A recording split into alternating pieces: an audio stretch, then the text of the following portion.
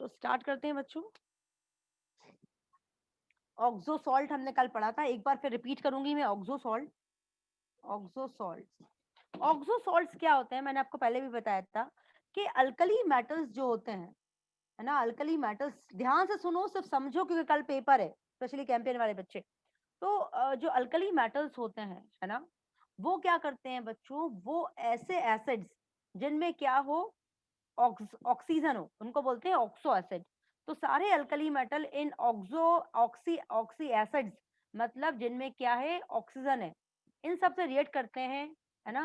H2CO3, HNO3, H2SO4, देखो सारे acid में क्या है, ऑक्सीजन है, इसलिए इनको क्या बोलते हैं, ऑक्सो एसिड। तो ये अल्कली मेटल इन सब से रिएक्ट करते हैं और क्या बनाते हैं। स्टार साइमन को बोलो ज्वाइन द क्लास। अदिति, वो साइमन क्लास का पूछ रहा है, ग्रुप में डाल। हाँ, तो मेटल सल्फेट बना रहा है ना, मेटल नाइट्रेट बना रहा है, मेटल कार्बोनेट बना रहा है। तो ये अल्कली मेटल इन H2SO4 से, HNO3, H2CO3 से रिएक्ट करके, है ना, अल्कली मेटल के सल्फेट, अल्कली मेटल के नाइट्रेट, अल्कली मेटल के कार्बोनेट, ये सब बनाते हैं। अब मेरी बात बहुत ध्यान से सुनो। देखो मैंने तुम लोग को पहले भी बताया था कि इन कार्बोनेट का, सल्फेट का, नाइट्रेट का, इन सब का साइज बहुत बड़ा होता है ना, याद रखो। सल्फेट, नाइट्रेट, कार्बोनेट, इन सब का साइज बड़ा होता है, ठीक है।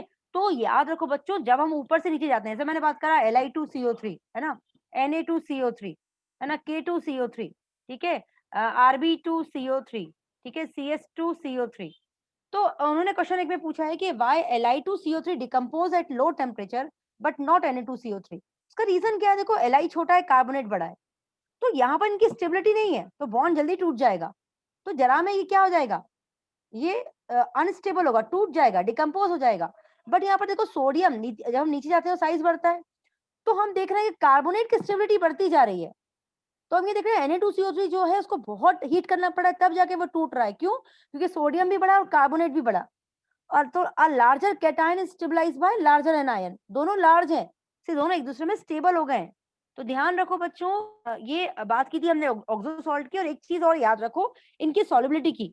तो जब हम ऊपर से नीचे जाते हैं तो ये अल्कली मेटल के नाइट्रेट, सल्फेट, ये सब के सब पानी में डिसॉल्व हो जाते हैं, है ना, पानी में सॉल्युबल होते हैं।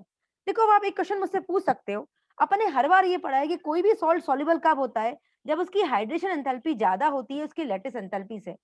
जब हाइड्रेशन एंथैल्पी ज्यादा होती है लैटिस एंथैल्पी से, तो वो सॉल्ट जो है वो डिसॉल्व हो जाता है पानी में। अब आप मुझसे एक चीज पूछ सकते हो, आप ये मुझे बोलोगे कि मैम आप बोल रही हो कि सॉल्युबिलिटी ऊपर से नीचे जाने में बढ़ती है, इंक्रीज होती है, तो ऐसा क्यों, नीचे से ऊपर जाने में तो साइज बढ़ रहा है ना। तो हमने ये पढ़ा है कि जिसका साइज छोटा होता है वो उसकी हाइड्रेशन एंथैल्पी उतनी ज्यादा होती है, ठीक है। तो आप मुझे बोलोगे कि मैम ऊपर से नीचे जाने में हाइड्रेशन एंथैल्पी क्या हो रही है, कम होती जा रही है। और हमने ये पढ़ा है कि कोई भी चीज सॉल्युबल कब होती है, जब हाइड्रेशन एंथैल्पी ज्यादा होती है लैटिस एंथैल्पी से। लेकिन बच्चों साइज बढ़ने पे लैटिस एंथैल्पी भी तो कम हो रही है। देखो नीचे जाने पे, ऊपर से नीचे जाने में दोनों ही कम हो रहा है, हाइड्रेशन एंथैल्पी भी डिक्रीज हो रही है और लैटिस एंथैल्पी भी डिक्रीज हो रही है। बात ये आती है कि कौन ज्यादा डिक्रीज हो रहा है, को लैटिस एंथैल्पी भी डिक्रीज होगी ना, क्योंकि हमें पता है लिथियम के सॉल्ट सारे के सारे हाइड्रेटेड होते हैं। क्यों? क्योंकि लिथियम का साइज छोटा है, तो जितना ज्यादा छोटा साइज होगा उतना ज्यादा वो वाटर से रिएक्ट करेगा, और जितने वाटर से वो रिएक्ट करेगा उतनी हाइड्रेशन एंथैल्पी रिलीज होगी, है ना बच्चों। तो लिथियम सॉल्ट हमेशा आपको हाइड्रेटेड मिलेंगे। लेकिन जब हम ऊपर से नीचे जाते हैं तो हाइड्रेशन एंथैल्पी कम होती है क्योंकि साइज बढ़ता है। लेकिन ऊपर से नीचे जाने में लैटिस एंथैल्पी भी तो कम होती है ना, क्योंकि साइज बढ़ता है तो लैटिस एंथैल्पी कम होती है। तो बात ये आती है कि ऊपर से जाने में दोनों ही कम हो रहे हैं, लैटिस एंथैल्पी भी कम हो रही है और हाइड्रेशन एंथैल्पी भी कम हो रही है। बट बात ये आती है कि कौन ज्यादा कम हो रहा है बच्चों। तो यहाँ पर नीचे जाने पे लैटिस एंथैल्पी ज्यादा कम होती है। तो मतलब अभी भी हाइड्रेशन एंथैल्पी ज्यादा है लैटिस एंथैल्पी से।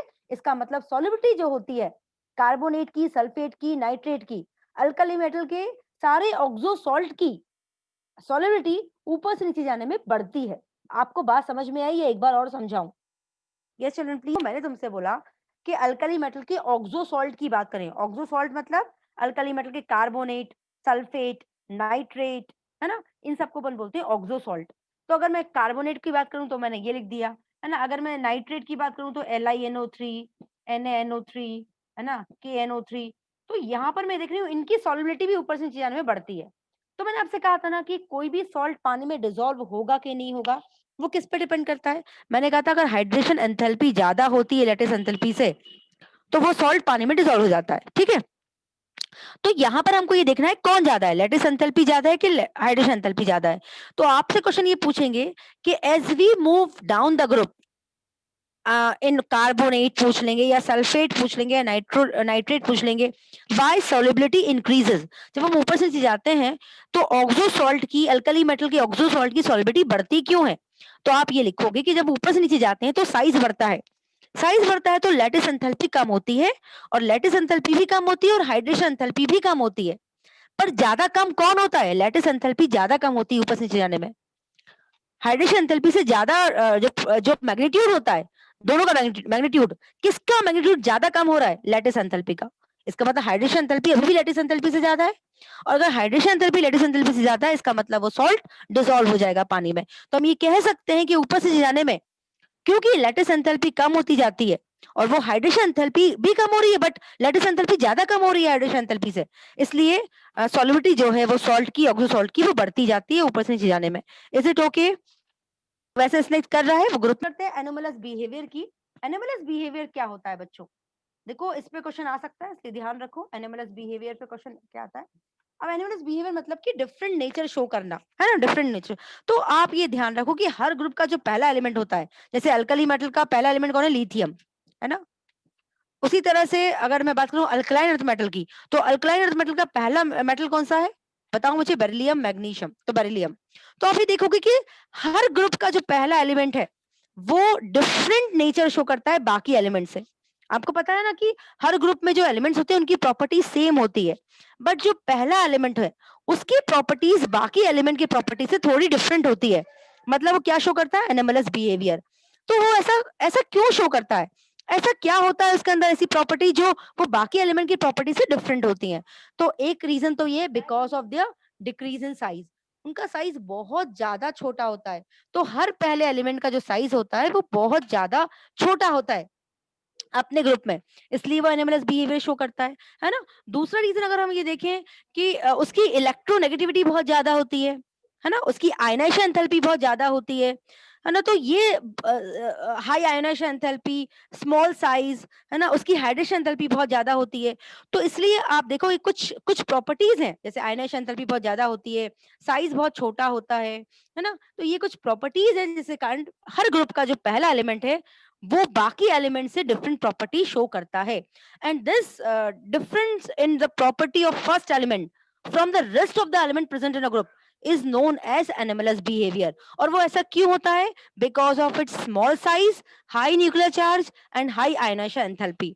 समझ में आया आप लोगों को कि ग्रुप का पहला एलिमेंट बाकी एलिमेंट से एनिमलस बिहेवियर क्यों शो करता है? It's very small size, because of its very high ionization enthalpy, because it is very hard, because its melting and boiling point is very high. तो इसकी बहुत सारी प्रॉपर्टी जो है वो बाकी एलिमेंट से डिफर होती हैं। बात करते हैं हम डायगोनल रिलेशनशिप की, है ना। डायगोनल रिलेशनशिप क्या होता है? देखो बच्चों, डायगोनल रिलेशनशिप मतलब वो एलिमेंट जो डायगोनली प्रेजेंट है। जैसे मैंने बोला डायगोनल मतलब लिथियम, बेरिलियम, बोरॉन, है ना। यहाँ पर आ जाओ सोडियम, पोटेशियम, नहीं पोटेशियम का सोडियम, मैग्नीशियम, एल्यूमिनियम, है ना। तो यहाँ पर और बोरॉन का कार्बन और यहाँ सिलिकॉन। तो देखो जो डायगोनली एलिमेंट होते हैं, डायगोनली मतलब कि इस पास वाले ग्रुप का सेकंड एलिमेंट, लिथियम के पास वाले ग्रुप का सेकंड एलिमेंट, ये डायगोनली प्रेजेंट है एलिमेंट, ये डायगोनली है। इसका डायगोनल कौन है? ये डायगोनल है। इसका डायगोनल कौन है? ये डायगोनली है। तो जो डायगोनल पीरियोडिक टेबल में ऐसे एलिमेंट मतलब पास वाले ग्रुप के नीचे वाला एलिमेंट, इनकी प्रॉपर्टी सेम होती है ना। और इन्हीं की प्रॉपर्टी सेम को ही इनके बीच में एक रिलेशन होता है, जिसे हम बोलते हैं डायगोनल रिलेशनशिप। डायगोनल क्यों? क्योंकि डायगोनली प्रेजेंट है और इनकी प्रॉपर्टी सेम होती है। पीरियोडिक टेबल में जो एलिमेंट्स डायगोनली प्रेजेंट है उनकी प्रॉपर्टी सेम होती है, जैसे लिथियम और मैग्नीशियम की सेम होगी, बेरिलियम और एल्यूमिनियम की सेम होगी, कार्बन और सिलिकॉन की सेम होगी। तो जो डायगोनली प्रेजेंट एलिमेंट होते हैं उनकी प्रॉपर्टी सेम होती है, और this same in properties is known as diagonal relationship ना। इसके कारण इनमें एक रिलेशनशिप होता है। अब आप उससे पूछोगे मैम क्यों इनकी प्रॉपर्टी सेम होती है, क्या रीजन है? तो बच्चों होता क्या है कि जब हम लेफ्ट टू राइट जाते हैं तो हम देख रहे हैं साइज जो है वो कम होता जा रहा है, और जब हम ऊपर से नीचे जाते हैं तो हम देखते हैं साइज बढ़ता जाता है, ठीक है। तो होता क्या है कि यहाँ पर देखिए साइज कम हो रहा है और यहाँ साइज बढ़ रहा है। तो होता क्या है कि अगर आप रेडियाई कंपेयर करो तो ऑलमोस्ट लिथियम और मैग्नीशियम का रेडियाई ऑलमोस्ट सेम होता है। उसी तरह से आयनाइजेशन एंथैल्पी देख लो, आयनाइजेशन एंथैल्पी यहाँ पर कम होती जा रही है पीरियड में और ग्रुप में बढ़ती जा रही है ना? तो अगेन जो आयनाइजेशन एंथैल्पी की वैल्यू है वो भी सेम होती है इनमें। तो बिकॉज इनकी प्रॉपर्टीज जो है वो ऑलमोस्ट सेम हो रही हैं किन एलिमेंट की, जो डायगोनली प्रेजेंट है, और इसलिए इनके बीच में एक रिलेशनशिप बनता है, एक इनमें आपस में प्रॉपर्टीज मैच करने के कारण इनमें एक रिलेशन बन जाता है और इसको हम बोलते हैं डायगोनल रिलेशनशिप। स्नेक समझ में आया? स्नेक अदिति, एलिमेंट जो डायगोनली प्रेजेंट है, डायगोनली मतलब तुम समझते हो ना, जैसे लिथियम और मैग्नीशियम में एक डायगोनली प्रेजेंट है, उसी तरह से बेरिलियम पास वाले ग्रुप का सेकंड एलिमेंट, देखो लिथियम के पास वाला ग्रुप कौन सा है, ये वाला, और इसका सेकंड एलिमेंट। उसी तरह से बेरिलियम का पास वाला ग्रुप कौन सा है, ये वाला, और उसका सेकंड एलिमेंट। उसी तरह से इसके पास वाला ग्रुप कौन सा है, ये वाला, और इसका सेकंड एलिमेंट। तो इस तरह से ये एलिमेंट जो होते हैं इनका एटॉमिक रेडियस ऑलमोस्ट सेम होता है, इनकी आयनाइजेशन एंथैल्पी की वैल्यू ऑलमोस्ट सेम होती है, इनकी इलेक्ट्रोनेगेटिविटी की वैल्यू ऑलमोस्ट सेम होती है। ऐसा क्यों होता है? क्योंकि हमें पता है कि आयनाइजेशन एंथैल्पी की अगर हम बात करें या एटॉमिक रेडियस की बात करें तो हम ये देखते हैं कि जैसे हम एटॉमिक रेडियस की बात करें सपोज, तो रेडियस जो है वो लेफ्ट टू राइट जाने पे क्या हो रहा है, कम हो रहा है, लेकिन टॉप टू बॉटम जाने में बढ़ रहा है। तो जो रेडियस होता है वो लिथियम और मैग्नीशियम का ऑलमोस्ट सेम होता है। उसी तरह से बेरिलियम और एल्युमिनियम का रेडियस ऑलमोस्ट सेम होता है अगर आप देखो पीरियोडिक टेबल में तो, है ना? और उसी तरह से बोरॉन और सिलिकॉन का रेडियस सेम होता है। तो because of their same in radius, है ना, सेम रेडियस, उनकी रेडियस सेम होती है, इससे उनकी बाकी प्रॉपर्टीज भी सिमिलर हो जाती हैं, और इसी रिलेशनशिप को हम बोलते हैं क्या बच्चों, डायगोनल रिलेशनशिप। ठीक है, जो element diagonally presented periodic table में उनकी प्रॉपर्टी सेम होती है, like they are having same radii, they are having same ionization potential value, है ना? तो इसको हम बोलते हैं डायगोनल रिलेशनशिप। लेकिन हाँ, आपसे आपकी टीचर पूछ सकती है, अब आपको थ्योरी क्वेश्चन तो आ नहीं रहे, नहीं तो थ्योरी में आपको क्वेश्चन पूछते हैं कि how in what properties the lithium and magnesium are same, या what is the diagonal relationship between lithium and magnesium, तो आपको इनकी प्रॉपर्टीज लिखना पड़ती।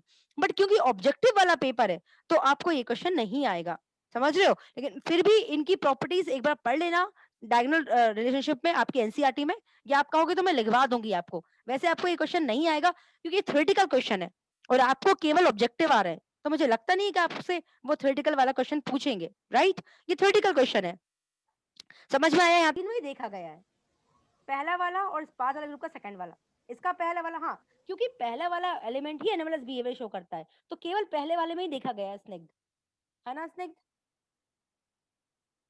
क्योंकि उसकी प्रॉपर्टी एनोमलस होती है तो केवल इन्हीं में सिमिलरिटी होती है। इज इट ओके स्निग्ध? Yes sir. ओके बेटा, चलो, तो ये एक बार सब रीड कर लेना आप लोग। वैसे तो मुझे नहीं लगता कि ये थ्योरेटिकल वाले क्वेश्चन आपको आएंगे, सब ऑब्जेक्टिव ही देंगे वो। चलो, इसके बाद हम आते हैं, नेक्स्ट है हमारा सॉल्वे प्रोसेस, है ना? Solvay's process to prepare washing soda. Washing soda मतलब Na2CO3। तो कैसे बनाते हैं Na2CO3? Brine solution. What do you mean by brine solution? मतलब नमक का पानी है ना? मतलब NaCl में खूब सारा पानी डाल दो तो वो बन जाएगा ब्राइन सॉल्यूशन। उसमें कार्बन डाइऑक्साइड डाल दो और उसमें अमोनिया डाल दो, तो जब आप ये सब रिएक्ट करेंगे तो ये बनाएंगे NH4Cl और NaHCO3, सोडियम बाइकार्बोनेट। ठीक है, अब ये सोडियम बाइकार्बोनेट जो होता है ये प्रेसिपिटेट बना लेता है ना? प्रेसिपिटेट बना लेता है मतलब कि पीपीटी बना लेता है। पीपीटी जानते हो क्या होता है? जब दूध फटता है तो नीचे जो बैठ जाता है ना फटकर, मतलब सॉलिड मास जो लिक्विड में से निकल के अलग हो जाता है उसको बोलते हैं प्रेसिपिटेट। तो सोडियम बाइकार्बोनेट जो होता है वो प्रेसिपिटेट के फॉर्म में ऊपर जाता है या नीचे सेटल हो जाता है। इसको जब अपन हीट करेंगे तो बन जाता है Na2CO3। ठीक है, और इस प्रोसेस को हम बोलते हैं सॉल्वे प्रोसेस। मैं एक बार फिर रिपीट कर रही हूँ बच्चों, प्लीज रिकॉर्डिंग भी देख लेना आप लोग, स्पेशल कैंपियन वाले बच्चे जिनका कल पेपर है। सॉल्वे प्रोसेस इंपॉर्टेंट है बच्चों। देखिए, this is the brine solution, इसे हम क्या बोलते हैं? Brine solution. ब्राइन सॉल्यूशन में जब हम कार्बन डाइऑक्साइड और अमोनिया डालते हैं तो ये आपस में रिएक्ट करते हैं और बनाते हैं अमोनियम क्लोराइड और सोडियम बाइकार्बोनेट, है ना? सोडियम बाइकार्बोनेट प्रेसिपिटेट के फॉर्म में आ जाता है, उसको हम छान लेते हैं, फिल्टर कर लेते हैं, और फिल्टर करने के बाद उसको हम हीट करते हैं तो हमें अपना वॉशिंग सोडा मिल जाता है, दैट इज सोडियम कार्बोनेट।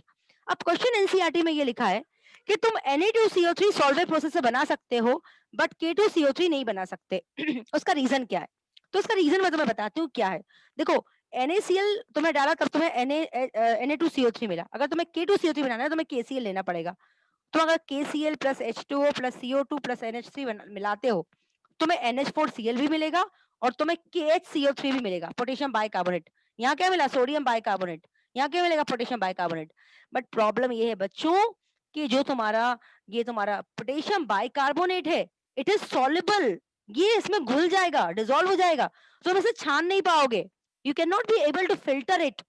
जबकि ये जो सोडियम बाइकार्बोनेट है, ये तुम इसे फिल्टर कर लोगे because it is in the form of precipitate. तुम इसे छान के हीट करके Na2CO3 बना लोगे, लेकिन ये तो अमोनियम क्लोराइड में पूरा मिक्स हो जाएगा, डिसॉल्व हो जाएगा। तुम इसे छानोगे कैसे? अगर तुम इसे छानोगे नहीं, तुम इसे हीट करके K2CO3 तो बन ही नहीं पाएगा तुम्हारा। How can you be able to form the K2CO3 by heating KHCO3? Because it is completely dissolved in the solution. ये पूरा की पूरा डिसॉल्व हो गया, जबकि NaCO3 ने प्रेसिपिटेट बना लिया। प्रेसिपिटेट को तुमने फिल्टर कर लिया, उसको तुमने हीट कर लिया और तुम्हें Na2CO3 मिल गया। Is it clear children? Please जवाब दो कि मैं एक बार और समझा दूं। आ रही हो अनुष्का तुम? तो सोडियम क्लोराइड प्लस वाटर को हम बोलते हैं ब्राइन सोल्यूशन, ठीक है। इस ब्राइन सोल्यूशन में हम जब कार्बन डाइऑक्साइड और अमोनिया पास करते हैं बच्चों, तो ये चारों आपस में रिएक्ट करते हैं और बनाते हैं ammonium chloride plus sodium bicarbonate. बच्चों सोडियम बाइकार्बोनेट जो होता है वो प्रेसिपिटेट के फॉर्म में, प्रेसिपिटेट क्या होता है? मतलब solid mass coming out from liquid. अब तुम लोगों ने कभी प्रैक्टिकल किया ही नहीं ना बेटा, और तुम्हें समझ में भी कैसा आएगा प्रेसिपिटेट। जैसे बताओ जब दूध फटता है, जब दूध में मम्मा पनीर बनाती है घर में, तो देखना वो नींबू डाल के लेमन डाल के जब वो दूध फाड़ती है, तो ना दूध पूरा फट के ऊपर आ जाता है या नीचे बैठ जाता है। तो तुम सेटल करोगे तो नीचे बैठ जाएगा। जो सॉलिड मास जो है वो लिक्विड से अलग हो जाता है, दैट इज अ प्रेसिपिटेट। तो वो आराम से फिल्टर कर सकते हो because it is solid, insoluble solid है ना। तो वो इनसॉल्युबल सॉलिड है जो लिक्विड में तैरता है, तो तुम इसे फिल्टर कर सकते हो। तो फिल्टर करके जब तुम इसे हीट करोगे और तुम्हें क्या मिल जाएगा? जब तुम NaHCO3 को हीट करोगे तो तुम्हें मिल जाएगा Na2CO3। अब इसी प्रोसेस है, इस प्रोसेस को हम बोलते हैं सॉल्वे प्रोसेस। जब इसी प्रोसेस से तुम K2CO3 बनाने की कोशिश करोगे तो K2CO3 में तुम्हें KCl लेना पड़ेगा, ठीक है। तो KCl में क्या होगा बच्चों कि यहाँ पर तुम्हें क्या मिलेगा? NH4Cl प्लस KHCO3, है ना। जैसे यहाँ पर Na2CO3 मिला, यहाँ मिलेगा KHCO3। But problem is that this is soluble, ये प्रेसिपिटेट के फॉर्म में अलग नहीं होगा, इट इज सॉल्युबल, ये डिसॉल्व हो जाएगा। अगर ये डिसॉल्व हो जाएगा तो तुम इसे फिल्टर नहीं कर पाओगे, और फिल्टर नहीं कर पाओगे तो तुम उसे कैसे बना पाओगे के ये sorry K2CO3, because it is soluble. जबकि NaCO3 को तुमने प्रेसिपिटेट के फॉर्म में छान लिया था और हीट करके Na2CO3 बना दिया। इज इट ओके अक्ष? Can not be prepared by Solvay method. तो इस पे ऑब्जेक्टिव भी आ सकता है बच्चों, ध्यान रखना, ठीक है। चलो, तो this complete your alkali metal पूरा कंप्लीट हो गया। अब हम आ जाते हैं अल्कलाइन अर्थ मेटल में, और अल्कलाइन अर्थ मेटल हम 5-10 मिनट में कंप्लीट कर लेंगे क्योंकि सेम टू सेम वही की वही है अल्कली मेटल की प्रॉपर्टी जैसा। तो अल्कलाइन अर्थ मेटल की बात करें बच्चों, तो आपको सबसे पहले ये पता होना चाहिए कि अल्कलाइन अर्थ मेटल कौन कौन से होते हैं। वो होता है beryllium, magnesium, calcium, strontium, barium, radium, ठीक है। अब देखिए helium, neon, argon, krypton, xenon, radon का क्या होगा? 1s2, 2s2, सॉरी ये तो 1s2 हो गया ना, ये हो गया 2s2, sorry 3s2, 4s2, 5s2, 6s2, 7। This is the electronic configuration. मतलब अल्कलाइन मेटल का कॉन्फ़िगरेशन क्या होता है? NS2, है ना। देखो सब में NS2 मतलब n is a number of orbit, 2s2, 3s2। तो this is the electronic configuration, है ना। चलो अब हम बात करते हैं एटॉमिक रेडियाई। तो सबको पता है कि down the group atomic radii बढ़ता है ना। तो अगर हम बात करें तो एटॉमिक रेडियाई नीचे हम जाएंगे तो बढ़ेगा because of increase in number of shell and screening effect. ये हो गया। आयनाइजेशन एंथैल्पी की बात करते हैं, तो आयनाइजेशन एंथैल्पी ऊपर से नीचे जाने में कम होती है ना, बिकॉज साइज बढ़ता है तो आयनाइजेशन एंथैल्पी ऊपर से नीचे जाने में कम होती है। लेकिन आपको एक्चुअली कंपैरेटिव स्टडी करना है अल्कली और अल्कलाइन मेटल की। तो आपको ये पता होना चाहिए कि first ionization enthalpy alkaline metal की ज्यादा होती है क्योंकि इसका कॉन्फ़िगरेशन कैसा होता है? स्टेबल होता है। लेकिन अगर मैं सेकंड आयनाइजेशन एंथैल्पी की बात करूं, जैसे सपोज करो मैंने यहाँ पर ले लिया मैग्नीशियम, यहाँ ले लिया सोडियम, तो इसका कॉन्फ़िगरेशन क्या है मुझे बताओ? इसका कॉन्फ़िगरेशन क्या है? यस 3s1, और इसका कितना है? 3s2। तो यहाँ पर इसका स्टेबल कॉन्फ़िगरेशन है ना। तो इसमें से इसकी फर्स्ट आयनाइजेशन एंथैल्पी मैग्नीशियम की सोडियम से ज्यादा होगी। मतलब कह सकते हो कि पहली first ionization enthalpy alkaline earth metal की अल्कली मेटल से ज्यादा होती है because of stable configuration and increase in nuclear charge. लेकिन if we talk about the second ionization enthalpy, लेकिन अगर हम सेकंड आयनाइजेशन एंथैल्पी की बात करें तो सेकंड आयनाइजेशन एंथैल्पी किसकी ज्यादा होगी? अल्कली मेटल की, क्योंकि पहली इलेक्ट्रॉन निकालने के बाद अब देखो उसका नोबल गैस कॉन्फ़िगरेशन हो गया, जबकि इसका पहला इलेक्ट्रॉन निकालोगे तो उसका कोई नोबल गैस कॉन्फ़िगरेशन नहीं है। तो याद रखो, फर्स्ट अल्कलाइन अर्थ मेटल की ज्यादा होती है as comparative to alkali metal, लेकिन second ionization enthalpy alkali metal की ज्यादा होती है as comparative to alkaline earth metal. बात समझ में आई या एक बार और समझाऊं? स्नेग्ध, जल्दी बोलो स्नेग्ध। ये तो अपन ने पीरियोडिसिटी में पढ़ा है ना, अपन ने, आपको याद है मैंने आपको क्वेश्चन करवाया था लिथियम और बेरिलियम पे। मैंने आपसे कहा था कि लिथियम का कॉन्फ़िगरेशन कितना होता है, मुझे बताओ। 1s2 2s1, है ना। बेरिलियम का कितना होता है? 1s2 2s2। तो आपको याद होगा मैंने आपसे कहा था कि जो फर्स्ट आयनाइजेशन एंथैल्पी होती है वो बेरिलियम की लिथियम से ज्यादा होती है। उसी तरह से सोडियम का कॉन्फ़िगरेशन की बात करें और मैग्नीशियम की, मैग्नीशियम का क्या होगा? 1s2 2s2 2p6 3s2। और सोडियम का क्या होगा? अल्कली मेटल है, 1s2 2s2 2p6 3s1। अब मुझे बताओ किसका स्टेबल कॉन्फ़िगरेशन है? बेरिलियम का है। तो पहली आयनाइजेशन एंथैल्पी किसकी ज्यादा होगी? बेरिलियम की, लिथियम से, है ना। लेकिन अगर मैं सोडियम और मैग्नीशियम की बात करूं तो मैग्नीशियम का कॉन्फ़िगरेशन कंप्लीट है, सोडियम का नहीं है। तो फर्स्ट आयनाइजेशन एंथैल्पी मैग्नीशियम की ज्यादा होगी सोडियम से। तो हम ये समझ रहे हैं कि first ionization enthalpy alkaline earth metal की ज्यादा होती है अल्कली मेटल से। मैंने इसलिए आपसे कहा था मेरा वीडियो देखना आयनाइजेशन एंथैल्पी पे, पर आप लोगों ने देखा ही नहीं होगा। तो first ionization enthalpy alkaline earth metal की ज्यादा होती है अल्कली मेटल से बिकॉज ऑफ स्टेबल कॉन्फ़िगरेशन। लेकिन अगर हम सेकंड इलेक्ट्रॉन को निकालने की बात करेंगे, देखो पहला इलेक्ट्रॉन निकला तो ये इसका कॉन्फ़िगरेशन हो गया 1s2 और इसका कॉन्फ़िगरेशन हो गया 2p6, क्योंकि पहला इलेक्ट्रॉन निकल गया। इसका पहला इलेक्ट्रॉन निकालोगे तो ये हो जाएगा 2s1, है ना। Beryllium plus, magnesium plus, lithium plus, sodium plus. एक इलेक्ट्रॉन निकाल दिया, उसमें प्लस साइन आ गया। अब जब सेकंड इलेक्ट्रॉन निकालना है तो इसको कहां से निकालोगे? 1s2 से जो स्टेबल है। इसमें सेकंड इलेक्ट्रॉन निकालना है तो कहां से निकालोगे? 2p6 से जो स्टेबल है। जबकि इसका सेकंड इलेक्ट्रॉन किससे निकलेगा? 2s1 जो स्टेबल ही नहीं है, यहाँ 3s1 जो स्टेबल ही नहीं है। तो सेकंड आयनाइजेशन एंथैल्पी अब किसकी ज्यादा होगी? लिथियम आयन की ज्यादा होगी बेरिलियम आयन से। उसी तरह से second ionization enthalpy sodium ion की ज्यादा होगी मैग्नीशियम आयन से। समझ में आया स्नेक? Therefore their second ionization enthalpy is more than the second ionization enthalpy of alkaline earth metal. First ionization enthalpy alkaline earth metal की ज्यादा होगी, लेकिन second ionization enthalpy alkali metal की ज्यादा होगी अल्कलाइन मेटल से। Is it okay? बात करते हैं हाइड्रेशन एंथैल्पी की। तो हाइड्रेशन एंथैल्पी आप जानते हो ऊपर से जाने में कम होती है क्योंकि साइज बढ़ता है। याद रखो, इस पे ऑब्जेक्टिव आ सकता है। हाइड्रेशन एंथैल्पी ऊपर से जाने में कम होती है क्योंकि साइज बढ़ता है, तो हाइड्रेशन एंथैल्पी कम होती है। जितना छोटा साइज होगा उतनी हाइड्रेशन एंथैल्पी ज्यादा होगी, ध्यान रखना। नेक्स्ट बात करते हैं फ्लेम कलर। कल भी मैंने बताया था कि जब हम अल्कली मेटल को हीट करते हैं तो वो कलर देते हैं फ्लेम में, है ना। उसी तरह से हम अल्कलाइन मेटल को भी हम जब हीट करते हैं तो वो they produce colour to the flame. लेकिन आपको याद है यहाँ पर एक क्वेश्चन पूछेंगे कि बेरिलियम और मैग्नीशियम कोई कलर नहीं देते, they do not give colour, जबकि ये सब की सब कलर देते हैं, है ना। रेडियम तो भूल जाओ, तो रेडियो एक्टिव है। ये तीनों कलर देते हैं, बट ये दोनों कलर नहीं देते फ्लेम में। आपको याद है कल लिथियम कौन सा कलर दे रहा था? याद करो, रेड। सोडियम कौन सा कलर दे रहा था? गोल्डन येलो, है ना, याद है ना। पोटेशियम कौन सा कलर दे रहा था? वायलेट, पेल वायलेट, है ना। रुबिडियम कौन सा कलर दे रहा था? वायलेट। और सीजियम कौन सा कलर दे रहा था? ब्लू।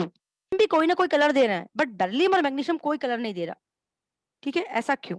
ऐसा इसलिए बच्चों कि देखो फ्लेम की जो एनर्जी जो आप हीट कर रहे हो बर्नर में, उसकी एनर्जी कितनी होगी यार? कोई आप कोई 100 डिग्री सेल्सियस पे थोड़ा ना हीट कर रहे हो, अब थोड़ा सा हीट कर रहे हो।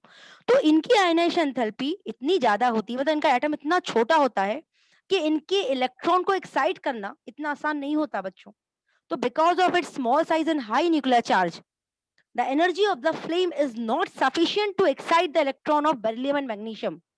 फ्लेम की एनर्जी इतनी ज्यादा नहीं होती कि वो बेरिलियम और मैग्नीशियम के इलेक्ट्रॉन को एक्साइट कर पाए, समझ रहे हो। और यही रीजन है कि beryllium and magnesium do not give colour to the flame, rest all alkaline earth metal give colour to the flame. Is it okay बच्चों? समझ में आया बच्चों? जब हमने कल भी पढ़ा था कि जब हम अल्कल, जल्दी लेकर आओ भागकर, जब मेटल को हीट करते हैं बच्चों, तो आपने देखा था कि हीट करते हैं तो वो कलर प्रोड्यूस करते हैं, है ना। जैसे लिथियम ने रेड कलर प्रोड्यूस किया था, सोडियम ने गोल्डन येलो, है ना, पोटेशियम ने वायलेट। उसी तरह से अल्कलाइन अर्थ मेटल भी कलर प्रोड्यूस करते हैं, लेकिन कौन से alkaline earth metal? Calcium, strontium और बेरियम। बेरिलियम और मैग्नीशियम कोई कलर प्रोड्यूस नहीं करते। देखो कलर प्रोड्यूस कब होता है? जब उस एटम में जो इलेक्ट्रॉन है वो फ्लेम की एनर्जी एब्जॉर्ब करेगा और हाई एनर्जी लेवल पे जाएगा, ठीक है।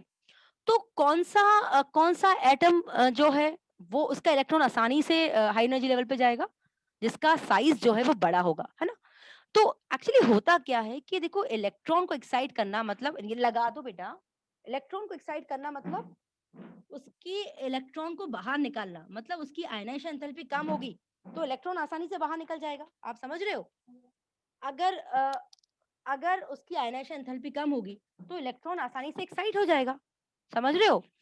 तो यहाँ पर होता क्या है बच्चों कि बेरिलियम और मैग्नीशियम का साइज बहुत छोटा है, तो उसके इलेक्ट्रॉन न्यूक्लियस न्यूक्लियस से काफी तेज बंधे हुए हैं, तो उनके इलेक्ट्रॉन को फ्लेम की एनर्जी इतनी सफिशिएंट नहीं है कि उनके इलेक्ट्रॉन को एक्साइट कर पाए। क्योंकि अपन ने एटॉमिक स्ट्रक्चर में भी पढ़ा है ये कलर कैसे आता है, जब हम किसी भी एटम को हीट करते हैं तो उसका जो इलेक्ट्रॉन होता है वो एनर्जी एब्जॉर्ब करते हाई एनर्जी स्टेट पे जाता है ना, और जब वो वापस अपने घर आता है तो जितनी एनर्जी उसने एब्जॉर्ब की थी उतनी इमिट करता है, और इमिट करते वक्त वो एक टाइप का कलर इमिट करता है, एक टाइप का कलर रेडिएशन देता है ना। याद है स्पेक्ट्रल लाइन जब हमने पढ़ी थी? तो किसी भी एटम को ध्यान रखो उसमें जो इलेक्ट्रॉन जब तुम उसे हीट करोगे, इसे बाहर से इलेक्ट्रॉन एनर्जी दोगे तो वो इलेक्ट्रॉन एनर्जी एब्जॉर्ब करेगा, वो हाई एनर्जी स्टेट पे आएगा, लेकिन जब वो वापस अपने घर आएगा तो जितनी उसने लाइट दी थी उतनी वो छोड़ देगा in the form of colour radiation, और इसी तरह उसे इसके कारण कलर दिखता है हमको। लेकिन यहाँ पर बेरिलियम और मैग्नीशियम का इतनी ज्यादा हाई आयनाइजेशन एंथैल्पी है कि इनके इलेक्ट्रॉन को एक्साइट ही नहीं कर पाएगी फ्लेम की एनर्जी, और जब इलेक्ट्रॉन ही एक्साइट नहीं होगा क्योंकि आयनाइजेशन एंथैल्पी बहुत ज्यादा है, जब इलेक्ट्रॉन ही एक्साइट नहीं हो पाएगा तो मुझे बताओ कलर कैसे इमिट होगा बच्चों? तो इसलिए बेरिलियम और magnesium they do not give any colour in the flame because of their high ionization enthalpy. Now is it clear or once again I have to explain? चलते हैं ऑक्सीडेशन स्टेट की। तो alkaline earth metal की oxygen state क्या show करते हैं? वो +2। Alkali metal के ऑक्सीजन स्टेट शो कर रहे थे +1। अल्कलाइन अर्थ मेटल के ऑक्सीजन स्टेट शो कर रहे हैं +2। ये ध्यान रखना। Is it okay? अच्छा अब हम बात करते हैं किसकी? बॉन्डिंग की। ठीक है, अब मुझे बताओ कि मेटालिक बॉन्डिंग क्या होती है? कोई मुझे एक्सप्लेन करेगा? अदिति तुम एक्सप्लेन करोगी मेटालिक बॉन्डिंग क्या होती है? इतना ज्यादा स्ट्रॉन्ग फोर्स ऑफ अट्रैक्शन होगा इलेक्ट्रॉन और कर्नल के बीच में। देखो अल्कली मेटल में क्या था? अल्कली मेटल में एक ही इलेक्ट्रॉन था और कर्नल का साइज भी बड़ा था क्योंकि लेफ्ट राइट साइज कम हो रहा है, तो ऑब्वियस सी बात है अल्कलाइन मेटल का साइज कम होगा अल्कली मेटल से। ऊपर से अल्कली मेटल में एक ही वैलेंस इलेक्ट्रॉन था, यहाँ दो वैलेंस इलेक्ट्रॉन है, तो इसका मतलब ये है कि अल्कलाइन अर्थ मेटल की जो मेटालिक बॉन्डिंग होगी वो स्ट्रॉन्ग होगी as comparative to alkali metal. बोलो हाँ के ना? है ना अदिति? क्योंकि यहाँ पर देखो मेटालिक बॉन्ड